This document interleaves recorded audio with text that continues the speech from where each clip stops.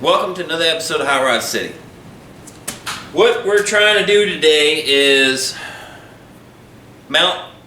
get the 3.4 liter V6 and 4L60 into the 86 Cutlass and mount it. So it's a little weird because most GM cars have a rubber isolator that bolts to the car, like this one here. I'm going to play with this one because it's cleaner. This bolts to the car, and then the mount would go in like so.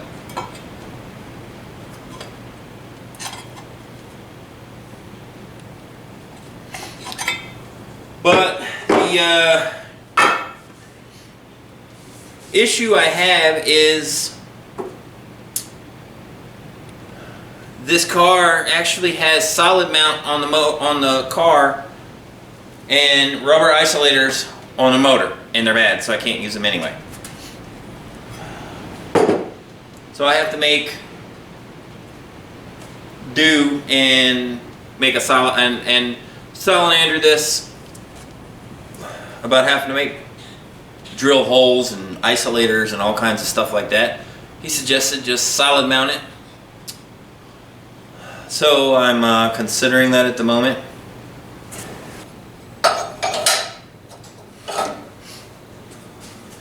So what I'm installing is the one side of the rubber clamshell. Usually there is rubber on this side of it, big block. It attaches to the flat part that bolts to the motor, and then there's a hook that goes to here to keep them in from coming apart. But so what I did is I just chucked these in the fire barrel. Have to heat them up till the rubber separated, and let them cool off. And now I'm bolting them, starting the bolt, run through the clamshell.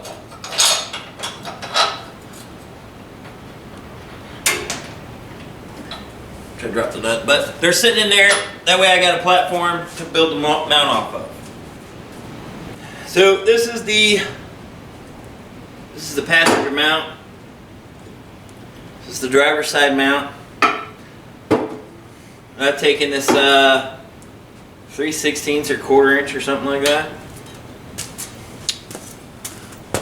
As you can see, I drew my little templates out here. So I'll get you out of the sun. Passenger, driver.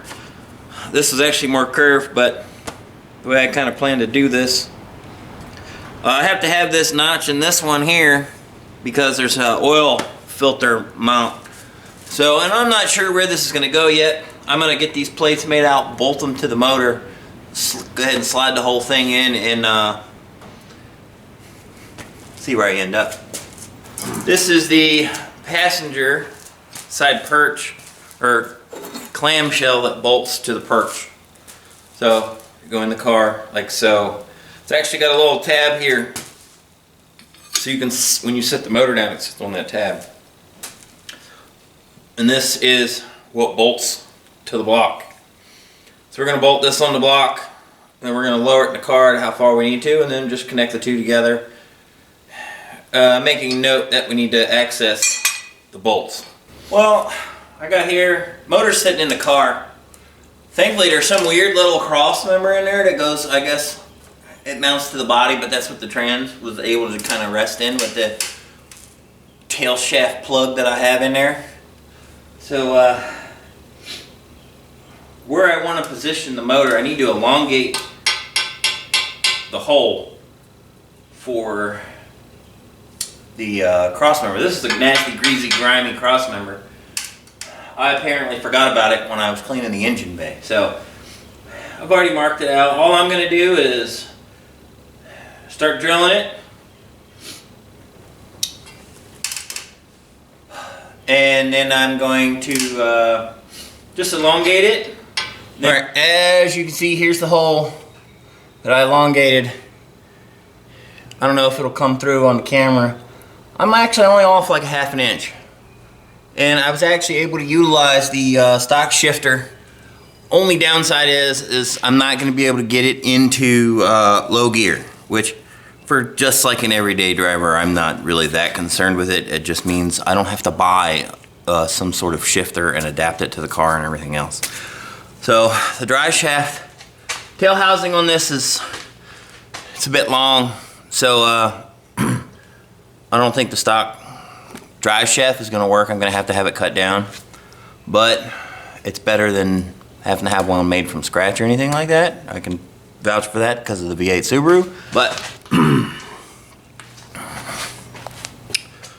I broke the oil pressure sensor, which I would have technically had to take it off anyway, because I have to get the turbo feed line in.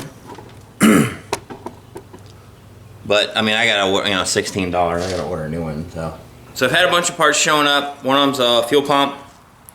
Whenever we get around to the fuel system, this is a knockoff of a Bosch 044 pump.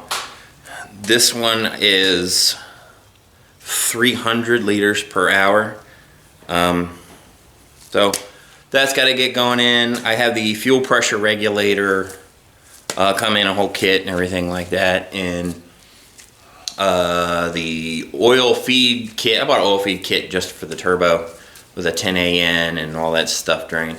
But this is all eBay. Like I said, we're trying to keep it under 2,500 bucks. We'll see how far we can make it. Here's the driver side motor mount. Good old boy Andrew's over here putting in the passenger side.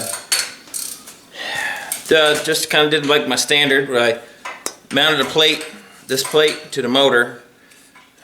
This bolted onto the this clamshell bolted onto the car mount.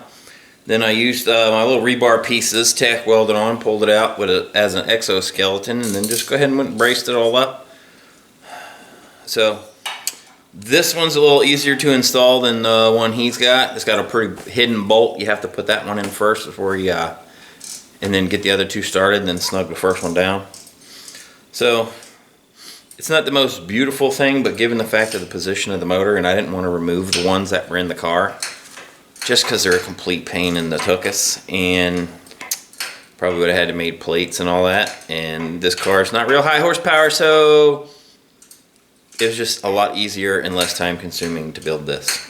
So there's some plate in there. There's a piece of angle iron right here in the middle. Triangulates it pretty well. If you can see that there. So, see, it's pretty neat. So it'll serve the purpose.